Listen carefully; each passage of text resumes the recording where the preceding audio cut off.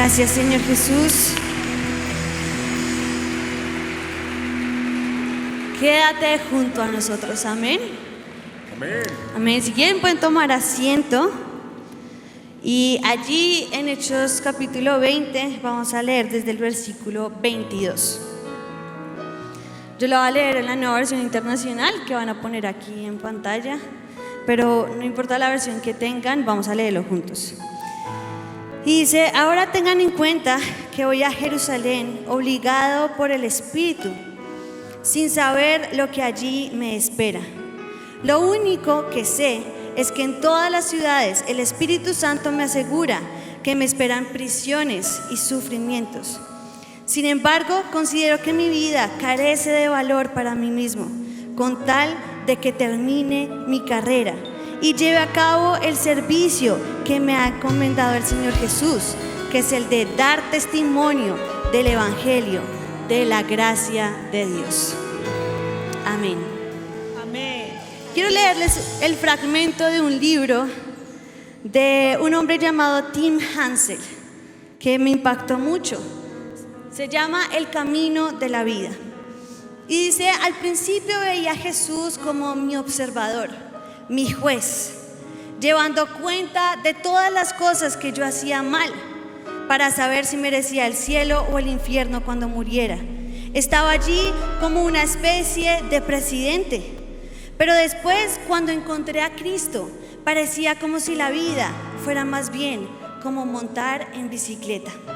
Pero era una bicicleta para dos personas, y noté que Cristo estaba atrás, ayudándome a pedalear. No sé exactamente cuándo Él sugirió que cambiemos de lugares, pero la vida no ha sido la misma desde entonces. Yo tenía el control, sabía el camino. Era más bien aburrida, pero predecible. Era la distancia más corta entre dos puntos. Pero cuando Él tomó el timón, Él conocía los deliciosos caminos, largos subiendo montañas y por lugares escabrosos a velocidades vertiginosas. Que todo lo que yo podía hacer era aferrarme, aunque parecía una locura.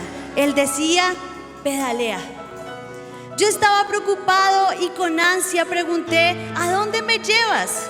Él se rió y contestó, y no contestó, y empecé a aprender a confiar. Me olvidé de mi vida aburrida y entré en una aventura. Y cuando yo decía: tengo miedo, Él se inclinaba hacia atrás y me tocaba la mano. No confiaba en Él al principio, con el control de mi vida. Pensaba que Él lo arruinaría, pero Él conoce los secretos de la bicicleta. Sabe cómo dar la vuelta en esas curvas cerradas. Sabe cómo saltar para esquivar las piedras. Sabe cómo pasar volando para cortar pasajes que asustan. Y estoy aprendiendo a cerrar la boca y pedalear en los lugares más extraños. Y estoy empezando a disfrutar el paisaje, la brisa fresca en mi cara, con mi constante compañero que deleita, Jesucristo. Y cuando estoy seguro de que ya no puedo hacer más, Él simplemente sonríe y dice: pedalea. Yo creo que todos hemos vivido estas etapas en nuestra vida.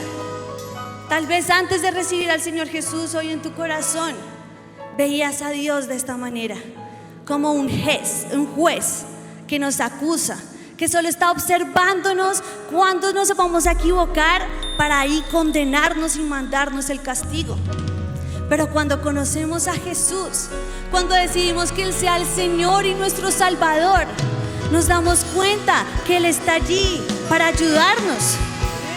Y entonces, de pronto yo creo que en ese momento invitamos al Señor a nuestra bicicleta, pero ¿en dónde lo ponemos? Yo creo que todos primero en la parte de atrás. Y la pregunta es: ¿cuándo dejaremos que Él tome el control? Queremos una vida llena de promesas, victorias, que todo lo que nos digan sea para decir amén, pero que sea en nuestro tiempo, como dijo mi esposito el viernes, en nuestro cronos y a nuestra manera. Nos gusta ir en nuestra bicicleta tomando a nosotros el control, tomando tal vez ciertos atajos y viviendo una vida un poco más fácil. Y entonces decimos: Jesús, sí, sube, vamos, ven a mi bicicleta, pero hazte aquí atrás. Ayúdame a pedalear y quédate ahí solo por si acaso.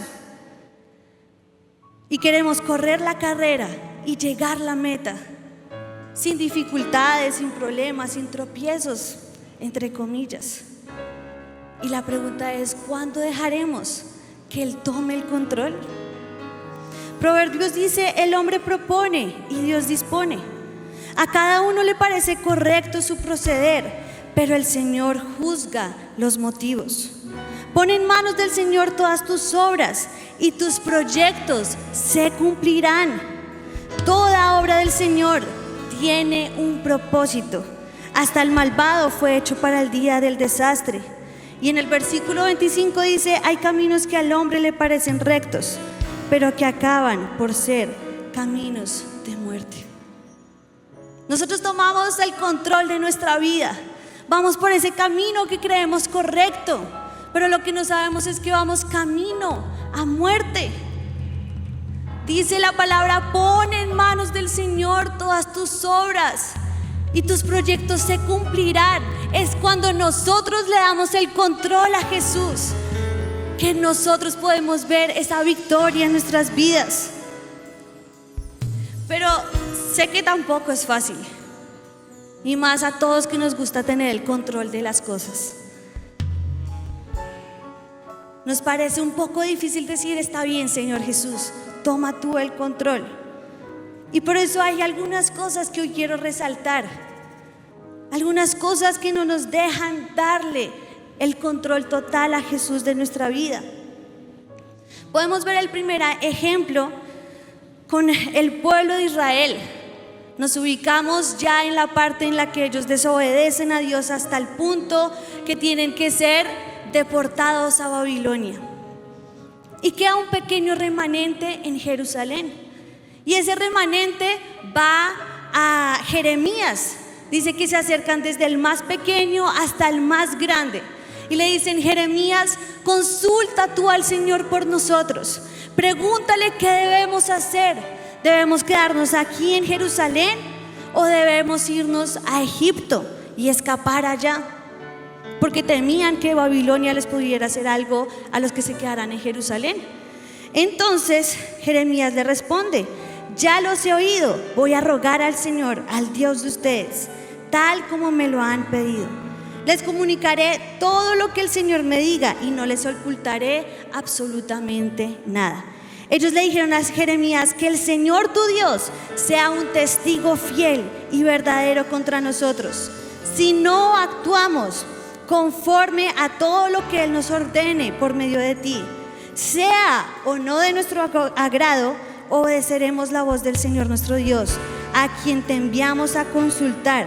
Así, al obedecer la voz del Señor nuestro Dios, nos irá bien.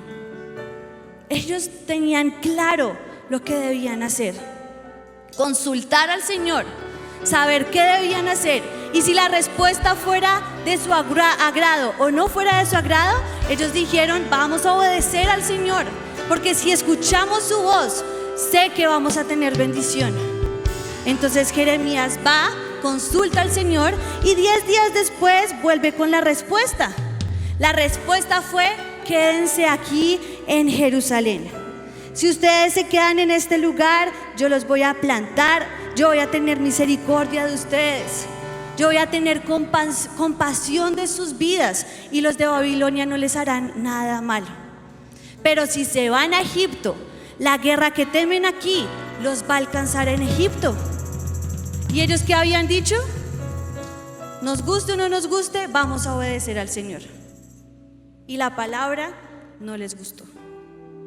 Pero mira lo que dice la Biblia: cuando Jeremías terminó de comunicarle al pueblo todo lo que el Señor su Dios le había encomendado decirles, Azarías hijo de Osaías, Johanán hijo de Carea y todos los arrogantes le respondieron a Jeremías: lo que tú dices es una mentira. El Señor nuestro Dios no te mandó a decirnos eso. No te mandó a decir que no vayamos a vivir a Egipto. Es Baruc, hijo de Nerías, el que te incita contra nosotros para entregarnos en poder de los babilonios, para que no nos maten o nos lleven cautivos a Babilonia. La arrogancia, y como dice la Reina Valera, la soberbia, no permitió que estos hombres escucharan la voz de Dios y que obedecieran a lo que el Espíritu de Dios les había dicho.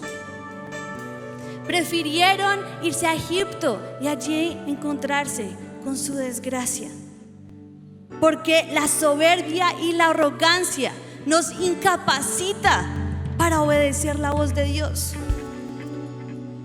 Tal vez estamos allí, ya decimos: Jesús, toma tú el control de nuestra vida, ve adelante, yo te voy a seguir. Y entonces Él te dice: ok, vamos a tomar este camino. Y tú dices: no, Señor, yo creo que por ahí no es.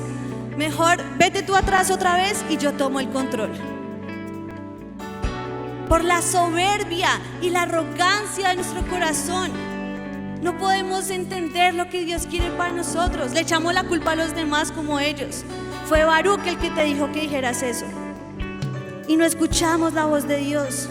Proverbios 16 dice: al orgullo le sigue la destrucción y a la altanería el fracaso. Salmo 138 dice: el Señor es excelso, pero toma en cuenta a los humildes y mira de lejos a los orgullosos. Proverbios 3 dice: confía en el Señor de todo corazón y no en tu propia inteligencia. Reconócelo en todos tus caminos y Él allanará tus sendas. No seas sabio en tu propia opinión, más bien teme al Señor y huye del mal. No seamos sabios en nuestra propia opinión. No seamos arrogantes y soberbios. Creemos que sabemos más que Jesús en un momento del trayecto y le soltamos y lo quitamos del timón a Él. No seas sabio en tu propia opinión. Suelta el timón. Sé humilde y reconoce que sin Él nada podemos hacer. Isaías dice: porque lo dice el excelso y sublime, el que vive para siempre, cuyo nombre es santo. Yo habito en un lugar santo y sublime. Allí habita el Señor en un lugar santo y sublime. Pero también, aunque está en ese lugar santo, también habita con el contrito y humilde de espíritu, para reanimar el espíritu de los humildes y alentar el corazón de los quebrantados. Él está con el quebrantado de corazón. Él está con el humilde. Tal vez quebrado e imperfecto, sí, pero está con el quebrantado y humilde. Y a los soberbios les mira de lejos. En David hallamos ese corazón contrito y humillado, un hombre que siempre escuchaba la voz de Dios. Por eso dice que tenía un corazón perfecto para con Él. Y aunque pareciera locura todo lo que él hacía, él sabía que si obedecía a Dios iba a encontrar la victoria contra Goliat, contra Saúl, contra los filisteos, aún contra su propio pecado. Cuando pecó, sus palabras fueron: ten compasión de mí, oh Dios, conforme a tu gran amor, conforme a tu inmensa bondad, borra mis transgresiones, lávame de toda mi maldad y límpiame de mi pecado. Yo reconozco mis transgresiones, siempre tengo presente mi pecado. Contra ti he pecado y solo contra ti, y he hecho lo malo ante tus ojos. Por eso tu sentencia es justa y tu juicio irreprochable. No me alejes de tu presencia, ni quites tu Santo Espíritu. Hoy mi primer llamado es a que seamos humildes para reconocer, aun cuando nos equivocamos, que necesitamos al Espíritu de Dios en nuestra vida. Necesitamos avivamiento, que su Santo Espíritu no sea quitado, sino que podamos tener un corazón humilde para seguir a Jesús.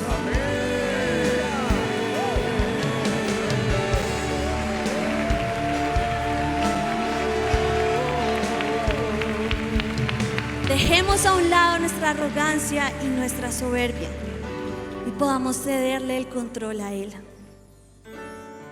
Ahora podemos ver en Mateo a un joven rico. Este se acercó y le dijo a Jesús y le dijo: Maestro bueno, ¿qué debo hacer para heredar la vida eterna? Jesús le respondió: ya sabes los mandamientos. No mates, no cometas adulterio, no robes, no presentes falso testimonio, no defraudes, honra a tu padre y a tu madre. Maestro, dijo el hombre, todo eso lo he cumplido desde que era joven. Era un joven juicioso, hacía todo conforme a la ley de Moisés. Jesús lo miró con cara de amor y añadió: una sola cosa te falta. Anda, vende todo lo que tienes y dáselo a los pobres, y tendrás tesoros en la tierra. Luego ven y sígueme. Al oír esto, el hombre se desanimó y se fue triste porque tenía muchas riquezas. La historia de este hombre, de este joven rico, termina ahí. Un joven que ahora no lo vemos como ese hombre juicioso que siguió la ley de Moisés, sino un joven rico que su tesoro, su amor sobre todas las cosas, era sus riquezas. Él quería que Jesús tomara el control de su vida, y cuando Jesús le pidió lo que más amaba, prefirió seguir adelante. No quiso seguir a Jesús. Yo te pregunto hoy, ¿cuál es tu tesoro? Y no tienes que ser rico solamente para decir, bueno, no, las riquezas no. Todos tenemos un tesoro, porque donde está nuestro corazón, allí también, donde está nuestro tesoro, allí también está nuestro corazón. ¿Cuál es tu tesoro? La familia, los amigos, el trabajo, las riquezas, el fútbol. Algunos hasta el fútbol es su mayor tesoro. ¿Qué es lo que tú más amas? La historia de este joven sé que acabó allí porque no pudo dejar a un lado lo que más amaba. Porque el amor al dinero es la raíz de toda clase de males.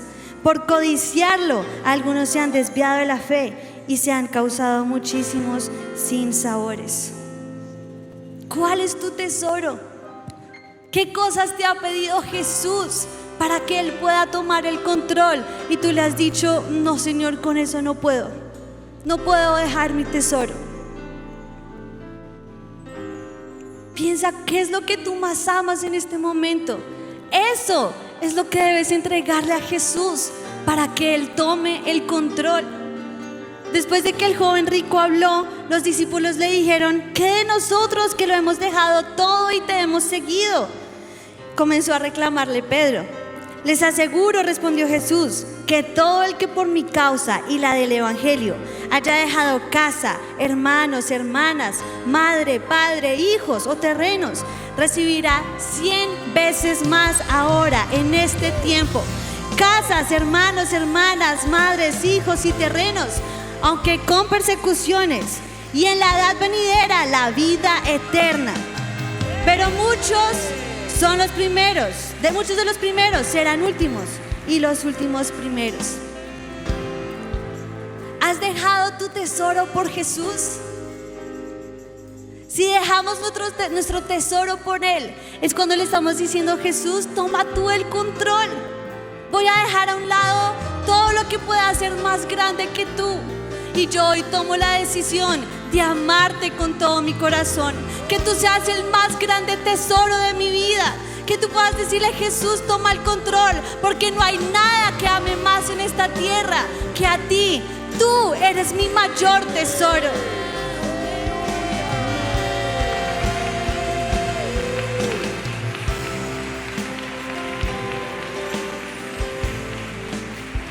Hoy es el día para que Jesús sea nuestro más grande tesoro.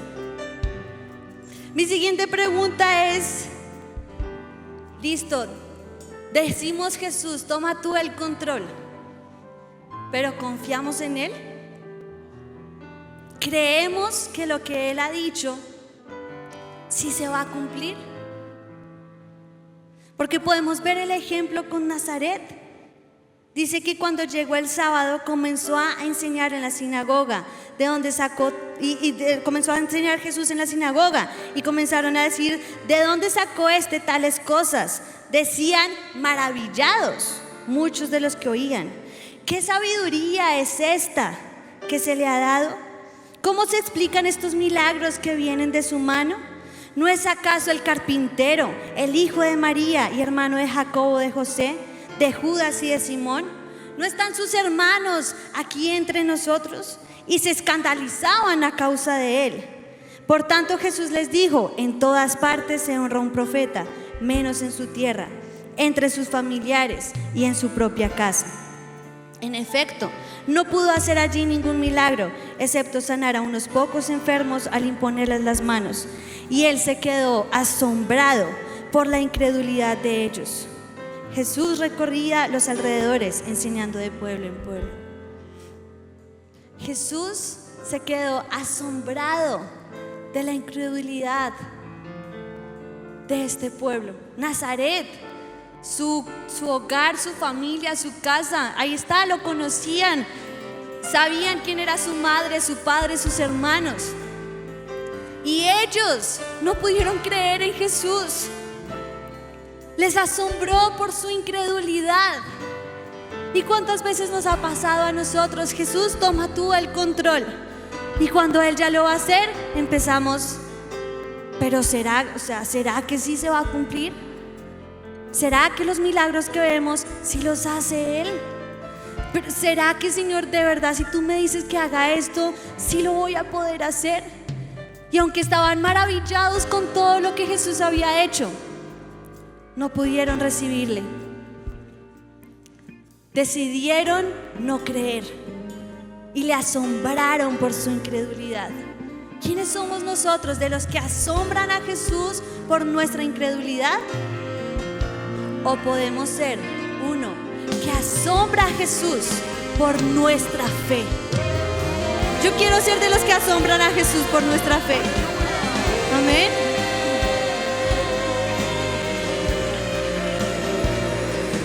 Miren quién asombró a Jesús por su fe. Un centurión romano. Su siervo estaba enfermo y le pidió a Jesús que lo sanara. Así que Jesús fue con ellos, dice la palabra. No estaba lejos de la casa cuando el centurión mandó unos amigos a decirle: Señor, no te tomes tanta molestia, pues no merezco que entres bajo mi techo. Por eso ni siquiera me atreví a presentarme ante ti, pero con una sola palabra que digas, quedará sano mi siervo. Yo mismo obedezco órdenes superiores y además tengo soldados bajo mi autoridad. Le digo a uno: ve, y va, y al otro: ven, y viene. Le digo a mi siervo: haz esto, y lo hace. Al oírlo, Jesús se asombró de él, y volviéndose a la multitud que lo seguía, comentó: les digo que ni siquiera en Israel he encontrado una fe tan grande. Y al regresar a casa, los enviados encontraron sano al siervo. Un centurión romano tenía más fe que el pueblo de Israel para creer que si Jesús solo enviaba su palabra, iba a sanar a su siervo. Este hombre asombró a Jesús por su fe, porque creyó que Jesús podía traer esa sanidad. Y sabes, muchas veces los que están afuera tienen más fe que nosotros. O la persona que viene aquí por primera vez tiene más fe para creer que Jesús puede transformar su vida o traer sanidad. Y los que estamos en casa somos los que menos creemos. Asombramos a Jesús por nuestra incredulidad o asombramos a Jesús por nuestra fe. Debemos entender que soltar el timón hará que tengamos una vida llena de aventuras. Pero tal vez en esas aventuras también vamos a encontrar momentos difíciles, momentos en los que vemos la noche oscura. que no sabemos qué camino tomar, o que decimos: Jesús, pero ¿para dónde nos llevas? Y en esos momentos es que debemos creer en Él, porque Él conoce los secretos para andar en esa bicicleta. Él conoce los propósitos que tiene para nuestra vida. Él conoce las metas a las que vamos a llegar. Nosotros no lo vemos, pero si Jesús está en control, Él nos va a llevar a ese lugar seguro. Amén.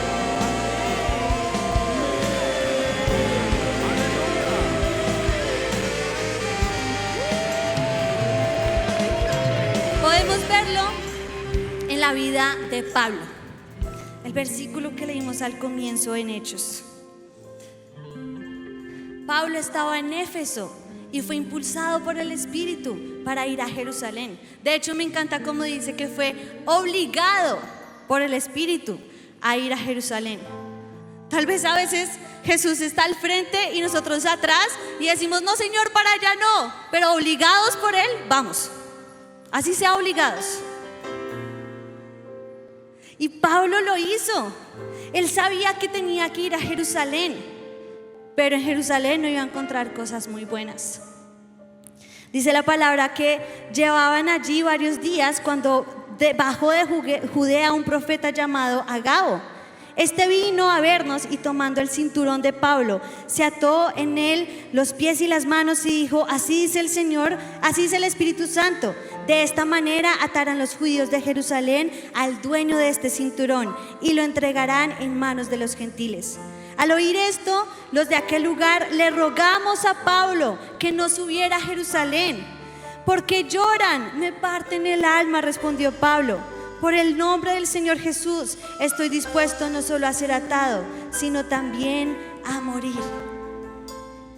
Pablo, por esta palabra profética, ya sabía lo que le esperaba en Jerusalén. Iba a ser atado y entregado a los gentiles. Y ahí Pablo pudo decir: Señor, deja que yo tome el control porque puedo perder mi vida. Pero Pablo no le importaba eso. Dijo: así sea atado o tenga que morir, a Jesús voy a seguir. Él encontró la clave de lo que debía hacer cuando dijo: mi vida carece de valor. No importa que tenga que perderlo todo, aún mi vida misma, por amor a Jesús. Negarnos a nosotros mismos, como dice en Mateo. Luego dijo Jesús a sus discípulos: si alguien quiere ser mi discípulo, tiene que negarse a sí mismo, tomar su cruz y seguirme. Porque el que quiera salvar su vida, la perderá. Pero el que pierda su vida por mi causa, la encontrará. A veces hacemos esfuerzos tan grandes para ganar nuestra vida, que lo que no entendemos es que debemos perder nuestra vida, negarnos a nosotros mismos y seguir a Jesús. No hagas más esfuerzos para ganar tu vida. Piérdela, pierde tu vida si es necesario, pero que Jesús tome el control y tú vayas detrás diciendo: yo te voy a seguir. Pase lo que pase, Jesús, aún la muerte misma, yo te voy a seguir a ti.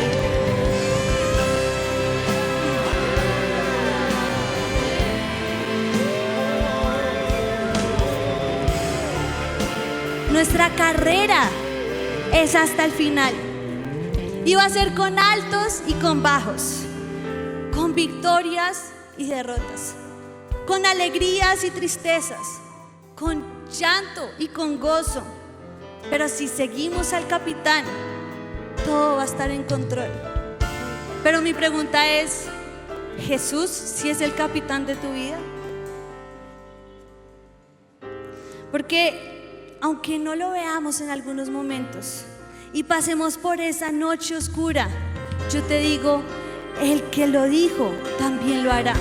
Porque Jesús no es hombre para que mienta, ni hijo de hombre para que se arrepienta. Si Él lo dijo, Él lo hará. Él te va a llevar a ese puerto seguro, aunque pases por la noche más densa y más oscura. Él nos va a llevar hasta el final.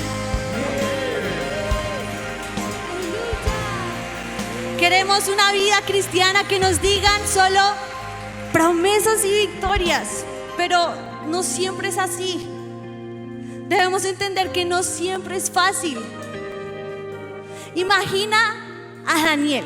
Quiero que nos vayamos un momento a la vida de Daniel. Este hombre, un hombre de Dios que oraba 3 veces al día, que amaba a Dios sobre todas las cosas, y envían un edicto: nadie puede adorar a otro Dios que no sea el rey de Babilonia.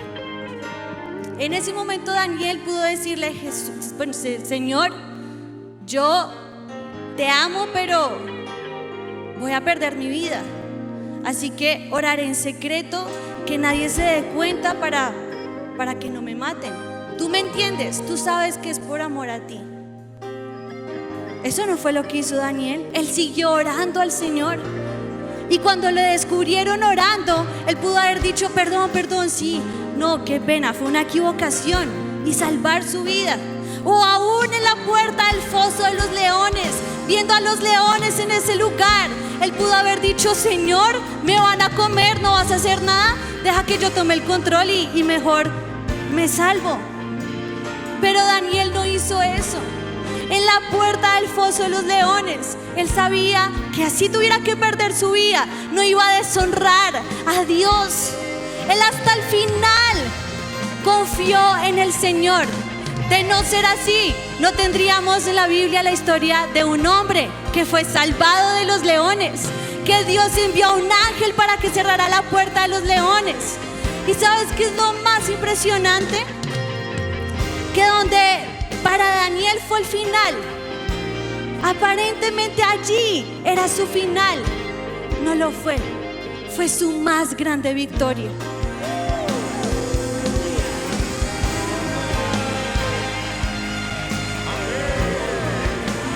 Yo creo que si Daniel hubiera tomado el control de su vida, hubiera salvado su vida, pero no tendríamos a un Daniel que contarle a nuestros hijos cuando le conté a Moshel la primera vez la historia de Daniel. ¿Y sabes qué pasó cuando entró a la fosa de los leones? Y ella me dijo: se lo comieron. Pero puedo contarle a mi hija que no se lo comieron. ¿Por qué? Dice: sin ocultar su alegría, el rey ordenó que sacaran del foso a Daniel. Cuando lo sacaron, no se le halló un solo rasguño, pues Daniel confiaba en su Dios. Entonces el rey mandó traer a los que falsamente lo habían acusado y ordenó que los arrojaran al foso de los leones junto con sus esposas y sus hijos. No habían tocado el suelo cuando los leones habían caído sobre ellos y les habían triturado los huesos. Más tarde el rey Darío firmó este decreto: a todos los pueblos, naciones y lenguas de este mundo, paz y prosperidad para todos. He decretado que en todo lugar de mi reino la gente adore y honre al Dios de Daniel, porque Él es el Dios vivo y permanece para siempre. Su reino jamás será derrotado y su dominio jamás tendrá fin. Él rescata y salva, hace prodigios en el cielo y maravillas en la tierra. Ha salvado a Daniel de las garras de los leones. Fue así como Daniel prosperó durante los reinados de Darío y de Ciro el persa. Aunque era la noche oscura para Daniel, él siguió confiando en su Dios. Toma tú el control, Señor. No sé para dónde vamos, pero yo te sigo. Y el plan del Señor, aunque parecía la noche oscura, aunque parecía su final, fuimos su más grande victoria. Porque el plan del Señor era que el nombre de Dios vivo fuera exaltado en toda la tierra. Fuera que tú y yo podemos decir: Dios salvó a Daniel. Hoy podemos decir: nuestro Dios es grande, vive.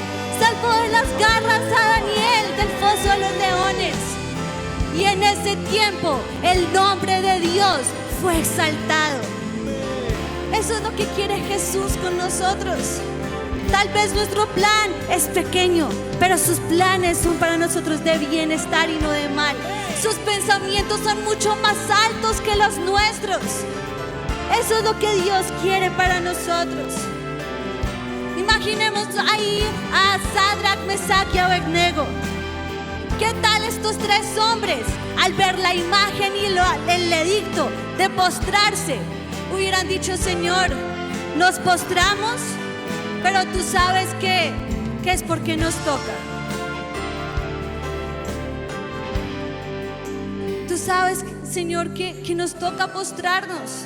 Como dice Juan, y que a veces son los jóvenes: pónganse de pie, y el joven se pone de pie, pero dice en su corazón: en mi corazón estoy sentado. No, así no podían hacer los Sadrach, Mesach y Abednego. No podían postrarse y decir: Señor, pero tú sabes que fue porque nos tocó. Si ellos no hubieran dejado que Dios cogiera el control de su vida, y allí, aún cuando dijeron que calienten el horno 7 veces más, ellos dijeron: si el Señor no nos salva o no nos vamos a postrar ante esa imagen. Y de no ser porque Sadrach, Mesach y Abednego creyeron hasta el final en el Señor, no tendríamos a un cuarto hombre en el horno de la prueba. Él estaba allí porque Sadrach, Mesach y Abednego confiaron en su Dios. Lo dijo Nabucodonosor cuando se puso de pie y sorprendido dijo: no eran solo 3 hombres los que estaban allí atados. Yo veo 4 hombres sin ataduras, sin daño alguno, y el cuarto tiene apariencia de un Dios. Y dicho esto, dijo: sáquenlos de allí.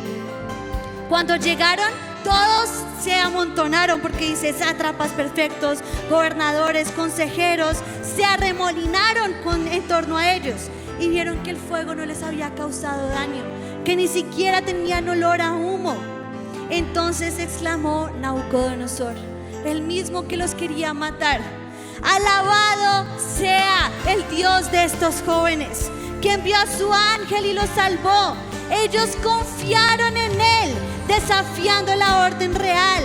Optaron por la muerte antes que honrar o adorar a otro Dios. Por tanto, yo decreto que se descuartice a cualquiera que hable en contra del Dios de Sadrach, Mesach y Abednego, y que sus casas sean reducidas a cenizas, sin importar la nación a que pertenezca o la lengua que hable. No hay otro Dios que pueda salvar de esta manera. Y después estos 3 hombres tuvieron un alto puesto en la provincia de Babilonia. Cuando dejamos que Él tome el control, el nombre de Dios es alabado. Allí, cuando parecía al final de estos hombres en el horno de la prueba, allí fue su más grande victoria. Sé que no es fácil que Dios tome el control, pero debes confiar en el Señor. Debemos dejar a un lado nuestra soberbia. Debemos amarlo a Él lo suficiente. Debemos entender que debemos creerle sobre todas las cosas, asombrarle con nuestra fe y negarnos a nosotros mismos. Porque donde puede ser nuestro final, será nuestra más grande victoria. Y avivamiento, no hay victoria sin rendición. No hay meta sin su guía. Y no hay aventura sin confianza. ¿Tú quieres llegar a la meta? Dile hoy: Jesús, toma tú el control. Toma tú el control. Dejo a un lado mi soberbia. Dejo a un lado mi incredulidad. Dejo a un lado las cosas que amo, porque en mi corazón hoy solo quiero amarte a ti sobre todas las cosas. Y aunque tenga que perder mi vida, aunque parezca que todo es oscuro, aunque parezca que hoy en la noche oscura, yo confío en ti. Yo te sigo a ti, Espíritu de Dios. Dile conmigo: ¿a quién, Señor, seguiré? ¿A quién seguiré sino a ti? Detrás de ti quiero caminar. ¿A quién iremos si solo tú tienes palabras de vida eterna? Porque donde parece que es nuestro final, será nuestra más grande victoria si te seguimos a ti. Pídele perdón al Señor esta mañana y dile: yo quiero seguirte solo a ti, Jesús. Detrás de ti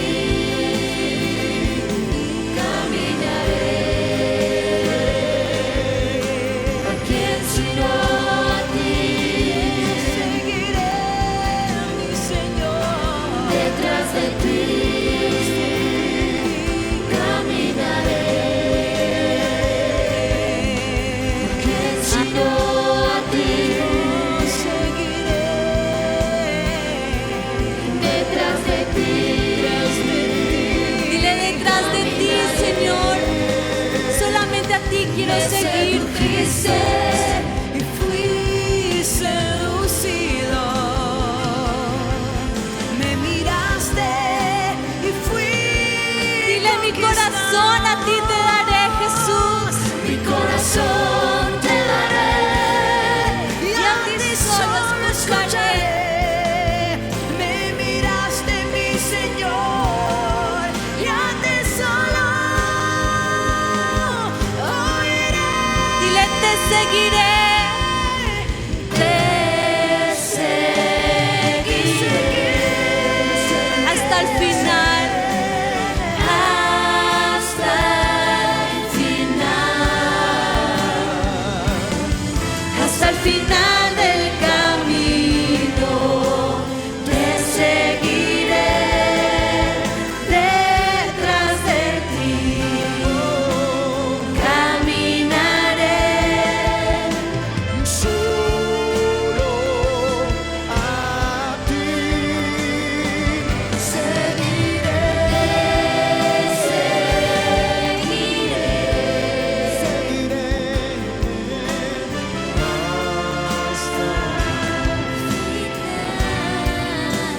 Vamos a seguir a Jesús, porque la meta es que podamos decir como Pablo: he peleado la buena batalla, he terminado la carrera, me he mantenido en la fe.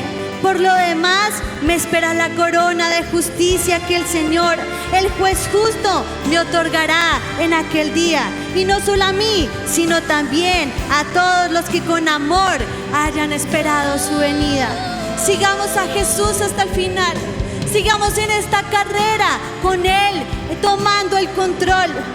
Como dijo Pablo: sin embargo, considero que mi vida carece de valor para mí mismo, con tal que termine mi carrera y lleve a cabo el servicio que me ha encomendado el Señor Jesús, que es el de dar testimonio del Evangelio, de la gracia de Dios.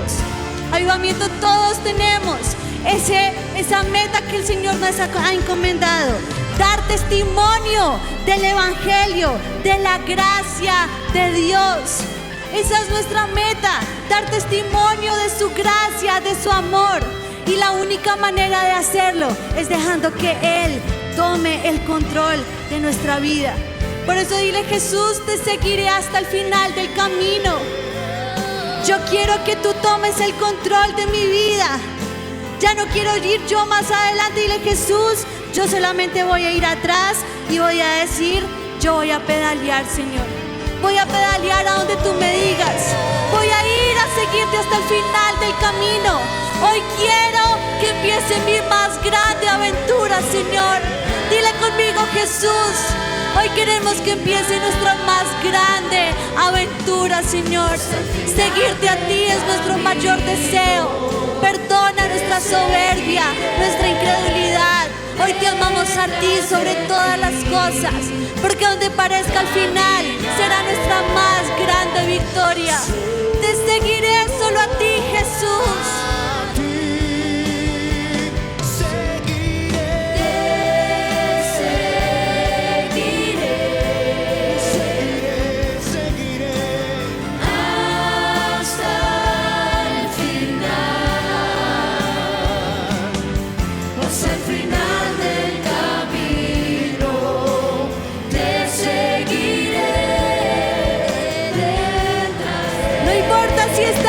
Noche oscura, pedalea porque Él va adelante. No importa si ves aflicción a tu alrededor, deja tu soberbia a un lado, deja tu incredulidad. No ames nada más que a Jesús. Dile a Jesús: yo te seguiré hasta el final del camino, Señor. Hasta el final del camino te seguiré.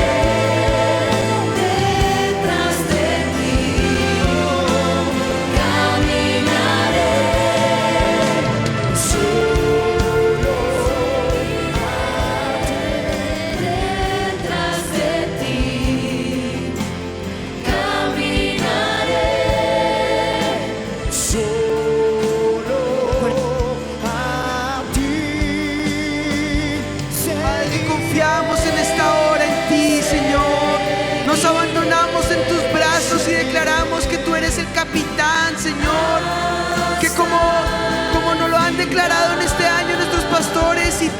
al mando, todo está en control, Señor.